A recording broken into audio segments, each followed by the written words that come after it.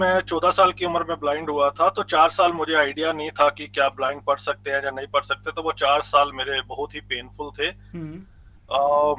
I really was isolated by the family and the society.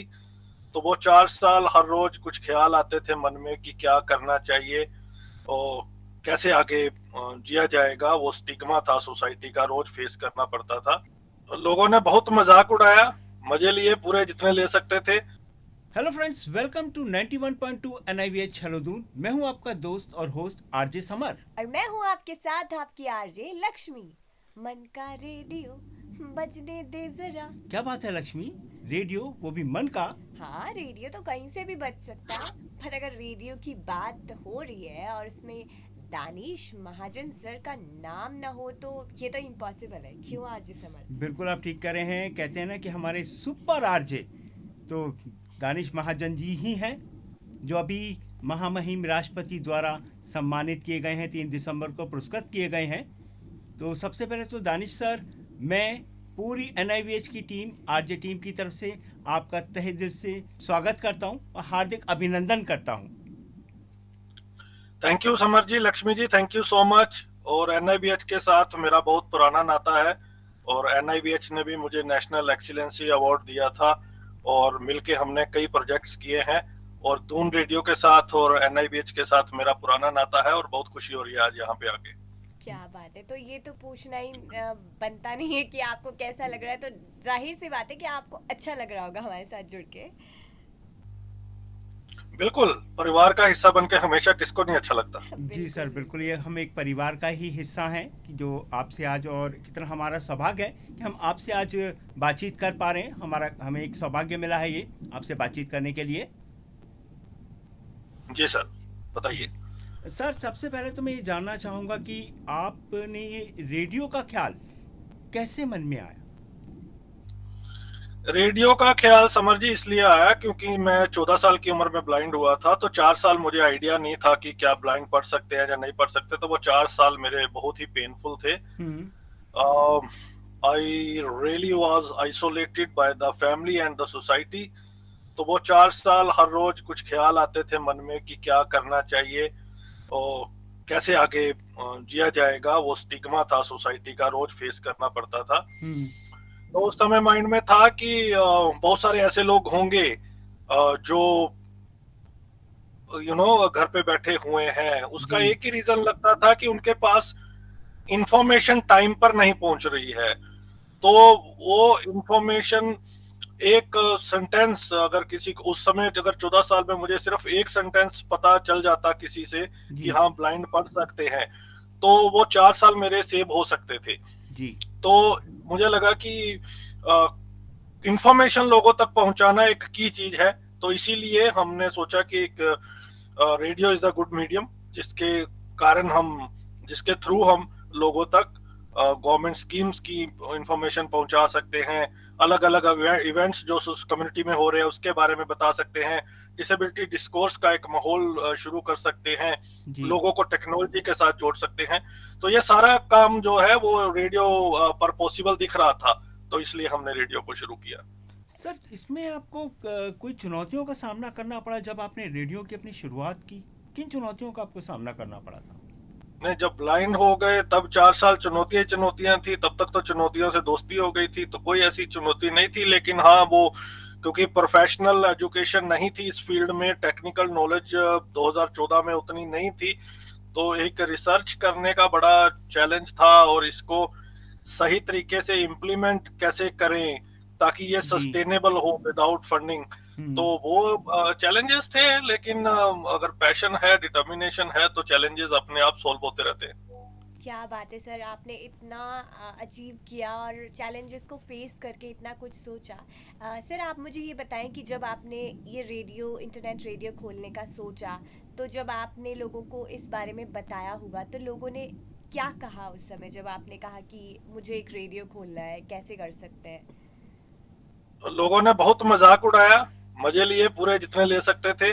क्योंकि इससे पहले क्योंकि ये एक ऐसा मीडियम है, इसके लिए बहुत फंडिंग चाहिए और टेक्निकली और प्रोफेशनली आप साउंड होने चाहिए, कुछ तो नॉलेज होनी चाहिए। तो लोगों को था, और उनका वो सही भी था उस टाइम पे।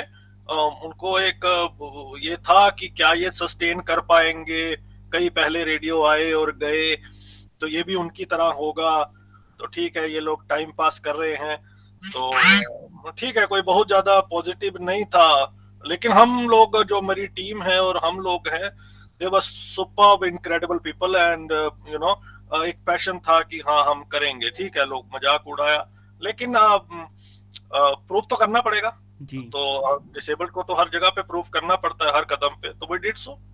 जी। सर, एक इंटरनेट रेडियो को खोलने के लिए आपने किन किन चीज़ों को सीखा और कैसे आपने फंड जनरेट किया उसको खोलने के लिए? Good question. क्या क्या सीखा? सब कुछ सीखा। एबीसी से, ए से शुरू किया, जेड तक पहुंचे, क्या मतलब जेड तक अभी नहीं पहुंचे हैं, मिडल में है कहीं, G P Q R S के आसपास।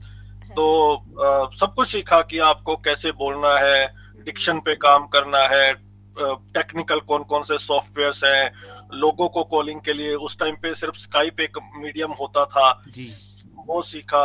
जो स्टूडियो का सॉफ्टवेयर होता है, एसपीएल, स्टेशन प्लेलिस्ट, उसके तमाम फीचर्स को सीखा।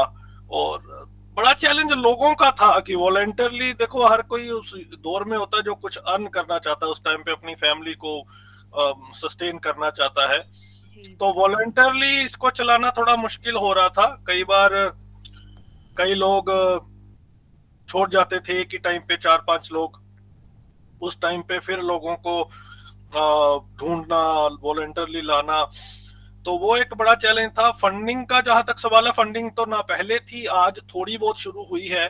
जी तो पहले हम फंडिंग को सीरियसली नहीं लेते थे, क्योंकि लोगों का भी यही नजरिया था कि ज्यादा लोग सुनेंगे नहीं, हमें भी लगता था ज्यादा लोग सुनेंगे नहीं।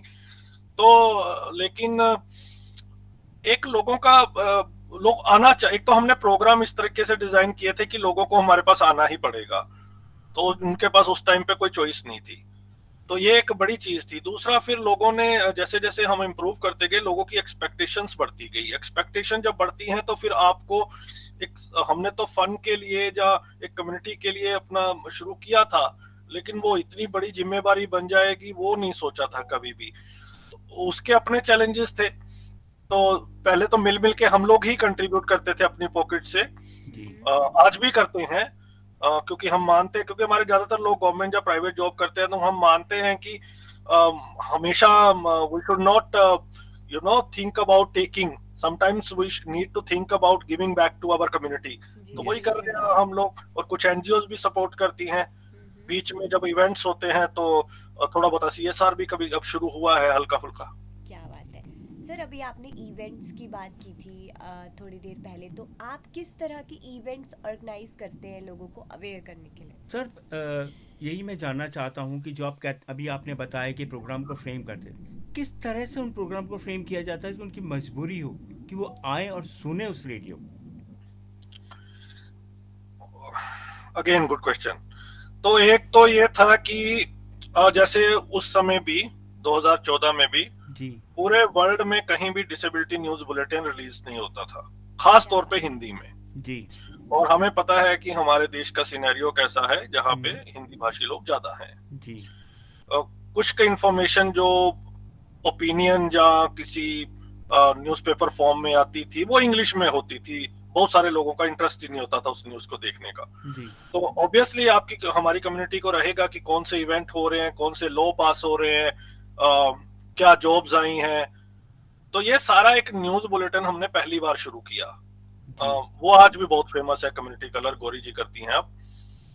उसके बाद हमने उस टाइम पे ट्यूटोरियल बनाने शुरू किए, जो दून रेडियो पे भी चले एक टाइम के लिए। जी तो वो, और जो नेबरर कंट्री है उन्होंने भी चलाए वो।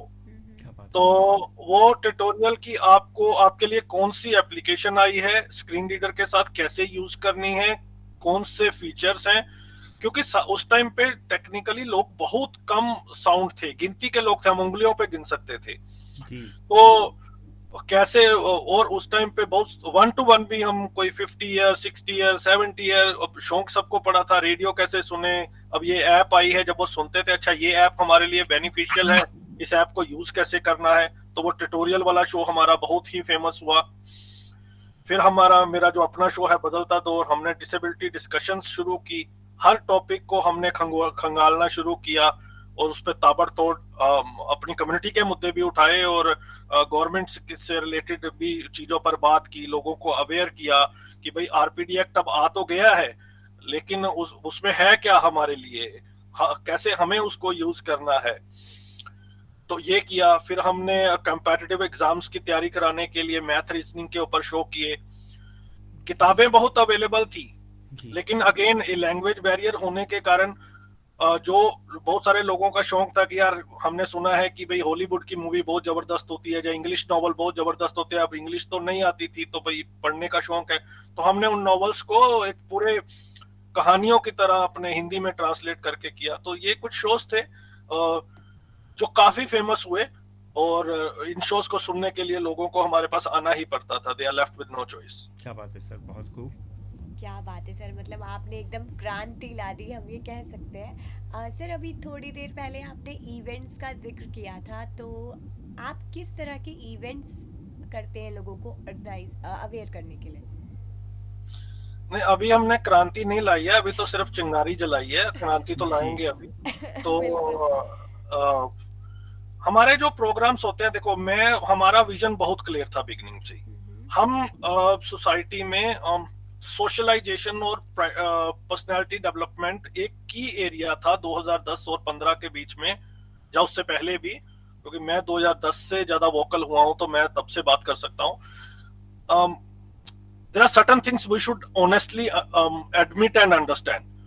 तो पर्सनैलिटी डेवलपमेंट एक बहुत बड़ा इशू रहता था ब्लाइंड लोगों का। बहुत सारे जो नॉन डिसेबल्ड लोग बातें करते थे कि कहीं ना कहीं दिक्कत है सोशलाइजेशन और पर्सनैलिटी डेवलपमेंट को लेके। तो उसके ऊपर हमने बहुत काम किया। तो हमें लगता था कि प्रोग्राम करवाना बड़ी बात नहीं है, वो बहुत सारी ऑर्गेनाइजेशंस करवा रही हैं, लेकिन एक क्वालिटेटिव मंच प्रोवाइड करवाना, एक क्वालिटेटिव प्रोग्राम करवाना, वो हमारे सामने बड़ा चैलेंज था। फॉर एग्जांपल, मैं खुद भी लगभग 100-150 प्रोग्रामों में गया हूँ जब मैं स्कूल में पढ़ता था। तो मैंने देखा कि बहुत ही टैलेंट है हमारे बच्चों के पास, प्लेटफॉर्म भी उनको दिया जा रहा है, लेकिन कहीं ना कहीं मतलब वो क्वालिटी नहीं आ रही। एक तो प्राइज मनी बहुत कम थी। कितने भी बड़े प्रोग्राम में चले जाओ सिंगिंग के लिए, उस टाइम पे मैक्सिमम जो मैंने एक आधे प्रोग्राम में देखा होगा 2-4 हजार रुपया प्राइज मनी, अदरवाइज तो 500-1100। तो अब एक बंदा मुंबई से आपके प्रोग्राम में आ रहा है और आप और सैकड़ों लोगों से कंपटीशन करने के बाद उसको आप 1000 रुपया दे रहे हो, इट्स नॉट फेयर, उसमें कुछ आएगा नहीं। तो हमने उड़ान आइडल शुरू किया सबसे पहले और नेशनल लेवल पे किया, और रिग्रेस प्रोसेस था हमारा। 1 साल हम रेडियो पे पूरा करते हैं वो, उसके बाद हम फाइनलिस्ट को चूज करते हैं और फिजिकल इवेंट करवाते हैं, तो टॉप 16 हम चुनते हैं। तो हमारा पहला जो प्राइस था वो 31,000 था सीधा, और दूसरे में हमने उसको बढ़ा के 51,000 कर दिया, और नेक्स्ट ईयर जब हम करेंगे तो हम इसके 1 लाख रुपया करेंगे। बात पैसे, बहुत खूब, बात पैसे की नहीं है यहाँ पे। मैं यहाँ लिसनर्स को बताऊं, बात एक क्वालिटी की है कि उनको भी लगे जो परफॉर्म कर रहा है उसमें जो दूसरे लोग हैं उनको भी लगे कि हाँ कुछ होने वाला है। अगर वो इतना प्राइस रख रहे हैं तो इट मींस कि कंपटीशन टफ होने वाला है, हमारा इसमें पार्टिसिपेट करना। अगर आप 5,000 रुपया रखोगे तो जो अच्छे सिंगर्स हैं जो ग्रो कर रहे हैं वो नहीं आएंगे, बोलेंगे यार इसमें तो हमारा खर्चा भी नहीं पूरा होगा, और वो तो उसको लोगों के सामने लाना। तो और जब आप इवेंट कराते हो फिजिकली, वहां भी ध्यान रखना कि थोड़ा सा अब हमें भी नॉन डिसेबल्ड सोसाइटी की तरह इंक्लूसिव होने की जरूरत है। हमारे लोग भी अच्छी सुविधाएं डिजर्व करते हैं, तो आपका प्रोग्राम अच्छी जगह पे होना चाहिए विद अच्छी लॉजिंग बोर्डिंग फैसिलिटीज। तो उस पे हमारा ध्यान था और वो बहुत सक्सेसफुल हुआ। उसका ये हुआ कि उसके बाद जो बाकी ऑर्गेनाइजेशंस हैं उन्होंने भी, उनमें से कई ऑर्गेनाइजेशंस ने 50-50 हजार रुपया प्राइज मनी कर दिया और कंपटीशन का जो स्तर है काफी बढ़ा दिया है। तो वो एक चेंज आया सोसाइटी में। इस बार हम फैशन शो करवा रहे हैं for the blind mails and females. Females का एक आधी जगह पे हुआ है, मेल का तो कभी नहीं हुआ, और होपफुली जिस लेवल पे हम करा रहे हैं तो देखते हैं कि चैलेंज है फैशन शो करवाना अपने आप में, क्योंकि हम सारे खुद ही ब्लाइंड हैं। तो फैशन शो का सीधा सीधा कनेक्शन है विजन से तो जी हाँ।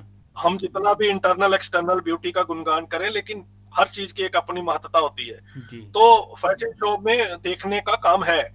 तो एक टास्क लिया है हमने, वो भी पर्सनैलिटी डेवलपमेंट को की दिशा में एक है कि भाई हम भी ग्लैमरस दिखना चाहते हैं, हम भी अच्छा दिखना चाहते हैं, हम भी सोसाइटी के इस तबके को रिप्रेजेंट करते हैं। तो वो फरवरी में होगा। Let's hope for the best. तो यही है हमारा सोशलाइजेशन, पर्सनैलिटी डेवलपमेंट और क्वालिटी को बढ़ाने के लिए जो भी कंपटीशन हम करवाते हैं, एक क्वालिटी मेंटेन करके हम चलते हैं। सर, यहाँ पर मैं एक चीज़ पूछना चाहूँगा, अभी आपने इसका जिक्र किया आपने एक फैशन शो के लिए, तो कौन कौन इसमें पार्टिसिपेट कर सकता है हमारे वीआईस के अंदर? क्या इसमें क्राइटेरिया है सर इसका, प्लीज़? नहीं, अब तो पार्टिसिपेशन वाला दौर खत्म हो गया है। जी हमने सेमीफाइनल राउंड कंप्लीट कर लिया है। हाँ। तो अब फाइनल होगा सीधा ओके। पंचकुला में 15-16 को। इसमें 4 कैटेगरीज हैं, हाँ totally blind male, totally blind female, low जी vision male and low vision female, 18 to 35 age criteria, और अनमैरिड। ओके। अनमैरिड बहुत सारे लोगों ने पूछा कि क्यों रखा है, तो उसका एक सिंपल सा कारण था कि जो अनमैरिड है उनको अभी अपने करियर में सेट होना है। जी हाँ। तो ये वाली जो एक्स्ट्रा करिकुलम एक्टिविटीज हैं, ये उनके करियर में मुझे लगता है कि सपोर्ट कर सकती हैं, अपना थोड़ा सा रोल अदा कर सकती हैं। तो बिल्कुल। इसलिए अभी हम we went with unmarried people this time. बहुत बढ़िया सर, बहुत खूब। सर, अभी आपने बदलता दौर, आपका जो शो था, मैंने भी सुना है काफ़ी फेमस शो है आपका। तो आप उसमें कई ऐसे टॉपिक्स लेकर आते हैं जो काफ़ी चैलेंजिंग होते हैं। तो कभी आपको ऐसा सामना करना पड़ा कि ये क्यों कह दिया आपने? हाँ, बहुत बार होता है और करना पड़ता है, लेकिन ठीक है कम्युनिटी के लिए। देखो, जब तक मैं बदलता दौर क्यों हिट है, मेरा मकसद किसी को डिस्ग्रेस करना नहीं है, किसी को ह्यूमिलेट करना नहीं है, इंसल्ट करना नहीं है। मेरा जो एम है वो अपनी कम्युनिटी के लिए सवाल पूछना है। और मैं जज नहीं बन रहा हूँ अपने शो में, मैं उनको मौका दे रहा हूँ। मेरा ये कम्युनिटी का सवाल है, जब मेरा पर्सनली सवाल है, आप अपना विजन क्लियर करें। मैं तो ये नहीं कह रहा कि भाई ऐसा है ही है, मैं तो आपको मौका दे रहा हूँ सामने वालों को। यही मैं अपने पैनलिस्ट को कहता हूँ।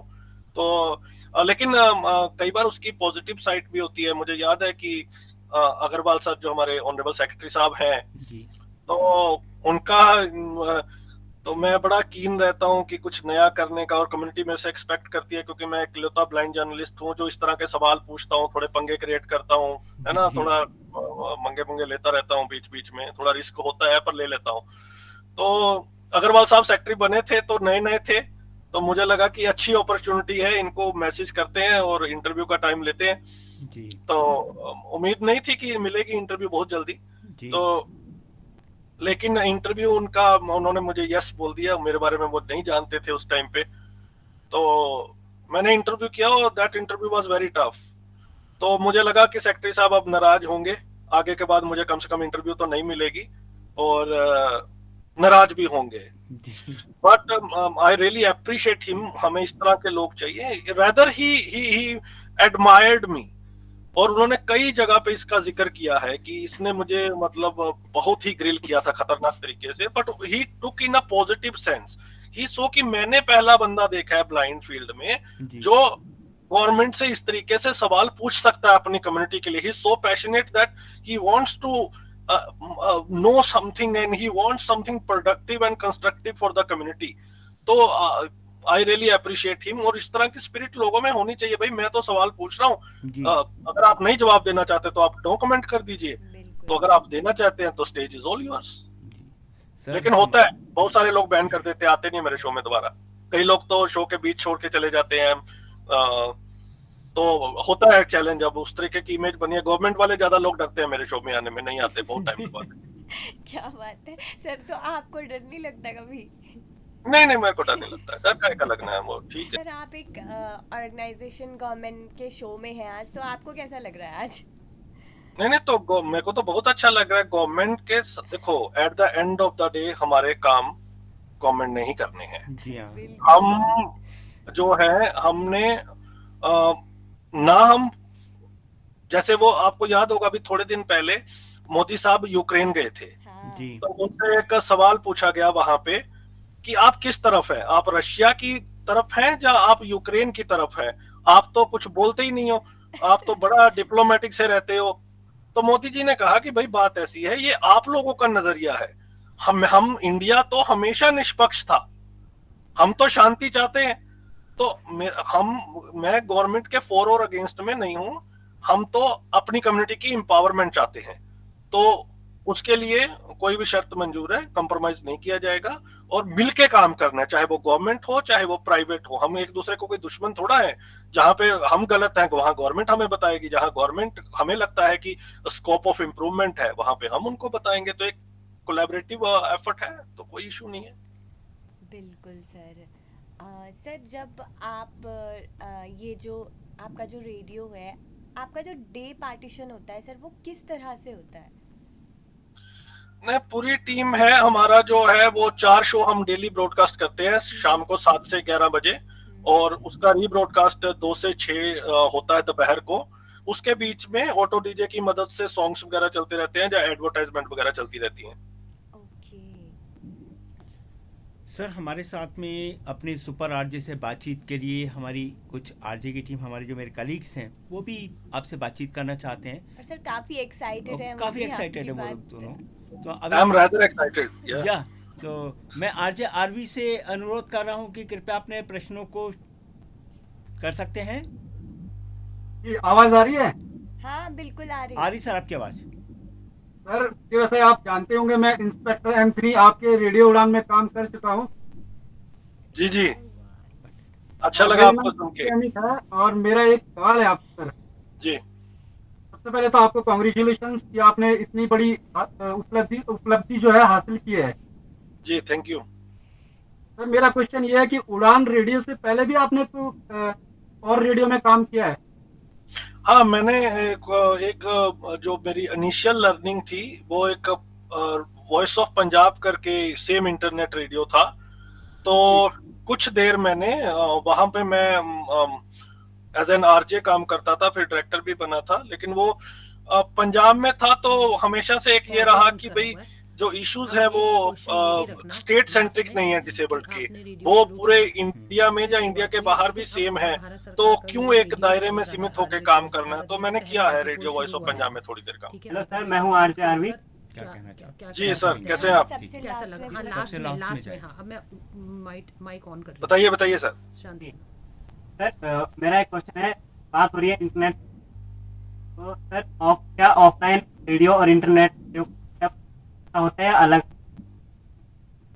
आपकी आवाज थोड़ी ब्रेक हो गई है। सर आवाज आ रही है? कट कट के आ रही है, आप पूछिए एक बार फिर से। सर मैं जानना चाहता हूँ, जो इंटरनेट रेडियो है और ऑफलाइन रेडियो है, तो इनका सेटअप है, क्या वो एक्स्ट्रा होता है या अलग अलग होता है? नहीं, टोटली डिफरेंट है। इंटरनेट रेडियो और ऑफलाइन जो रेडियो है दोनों का सेटअप बिल्कुल डिफरेंट है। जो इंटरनेट रेडियो है ये तो पूरा सॉफ्टवेयर बेस्ड है, पूरा कंप्यूटर बेस्ड है, तो किसी भी फिजिकल चीज की जरूरत नहीं है माइक्रोफोन को छोड़ के, कंप्यूटर और माइक्रोफोन को छोड़ के, तो इंटायरली डिफरेंट है। तो मतलब सर कहा जा सकता है कि एक रूम में बैठ के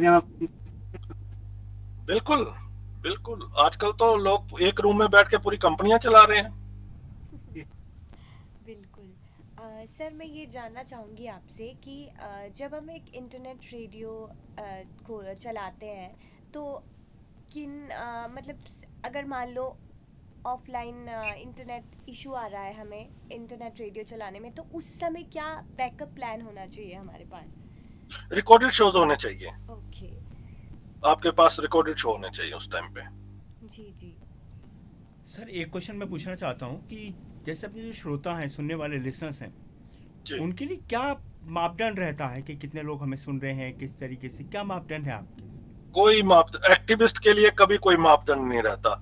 एक्टिविस्ट की अप्रोच, एक लिसनर है तो भी सेम रहेगी, 1000 है तो भी सेम रहेगी। अब NIBH में आपने कोई ट्रेनिंग शुरू की है, तो जब आपने स्कूल चला रहे हैं तो आप ऐसा थोड़ा बोलोगे कि अगर 200 बच्चे आएंगे मैं तभी स्कूल चलाऊंगा, तो मेरे पास आपको स्कूल चलाना है, कोई मापदंड नहीं है।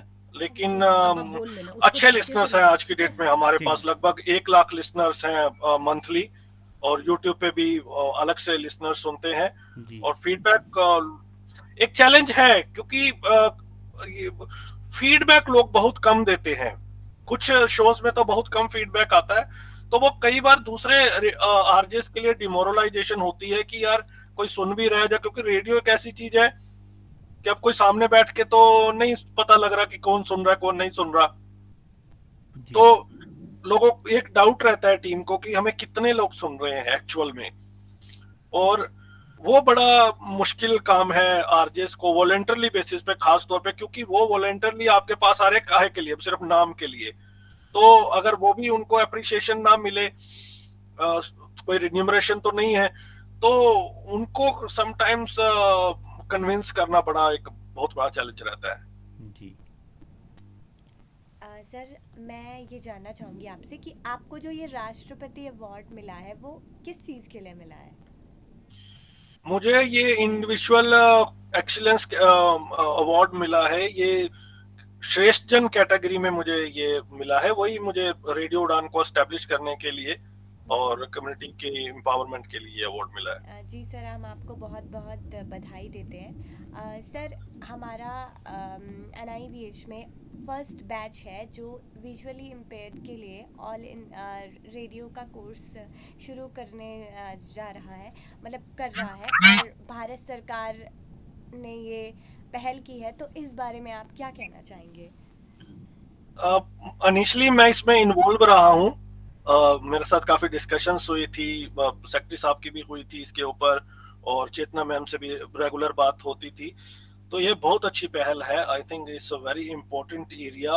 वो एक लंबे अरसे से निगलेक्ट किया गया था कि इसमें भी विजुअली इम्पेयर्ड लोगों का फ्यूचर हो सकता है, जबकि बोलना हमारी पहचान है, हमारी आवाज ही हमारी पहचान है, और यही एरिया में हम लोग निगलेक्टेड थे। तो होपफुली ये स्टेप तो बहुत ही अच्छा है, और मुझे लगता है कि रेवोल्यूशन आने वाली है इस फील्ड में भी। अब ये देखना है कि इसमें बड़ी बात होती है जब एम्प्लॉयमेंट, ट्रेनिंग तो हो जाती है, एम्प्लॉयमेंट में आके जो मेन स्ट्रीम सोसाइटी है वो हेजिटेशन एक दिखाती है, तो वो बैरियर ब्रेक होना चाहिए। अगर हम कोई ट्रेनिंग कर रहे हैं तो इसका आगे अर्निंग में भी कुछ ना कुछ होना चाहिए, करियर बेस्ड अप्रोच होनी चाहिए। तो वो अगर होती है, कुछ लोग ओपन होते हैं, तो इस इंडस्ट्री को और बल मिलेगा, और NIVH की ये जो पहल तो बहुत ही सराहनीय है। बहुत बहुत थैंक यू सर, और हमें बहुत अच्छा लगा आपसे मिलकर, आपसे बात करके। और सर सच में मतलब मतलब हम बता नहीं पा रहे हमको कि कितना खुश हैं हम, क्यों आरजे समर? जी बिल्कुल, क्योंकि अपने सुपर कहना चाहिए सुपर आरजे से बातचीत करके बड़ी प्रसन्नता का अनुभव हम लोगों को हो रहा है, बहुत अच्छा लग रहा है। सर, क्या आप लास्ट में हमारे लिसनर्स को कुछ मैसेज देना चाहेंगे अपनी तरफ से? आप सबसे पहले तो thank you so much once again for having me in the show. आप दोनों रॉक स्टार हैं, तो बहुत ही अच्छा इंटरव्यू आपने कंडक्ट किया है, और केमिस्ट्री भी काफी अच्छी है और वेल प्रिपेयर्ड है, और आपकी जो बैक टीम है उनको भी thank you so much.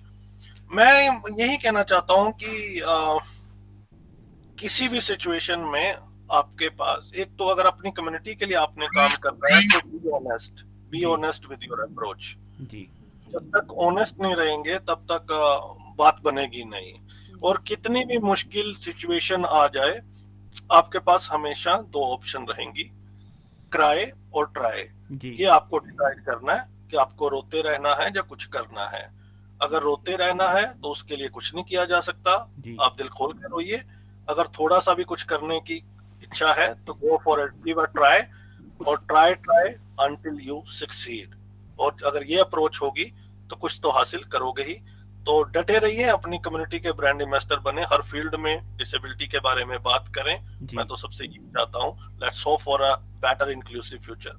Sir, हम आरजे बनने वाले, हम बडिंग आरजेस के लिए आप क्या कहना चाहेंगे इस फील्ड में जुड़ने के लिए? You are the best. जब आप स्टेज पे हैं ये अप्रोच होनी चाहिए।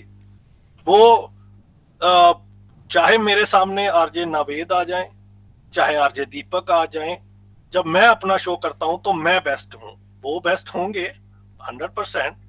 तो जिनको, लेकिन आप जिस प्लेटफॉर्म पे खड़े हैं आपके अंदर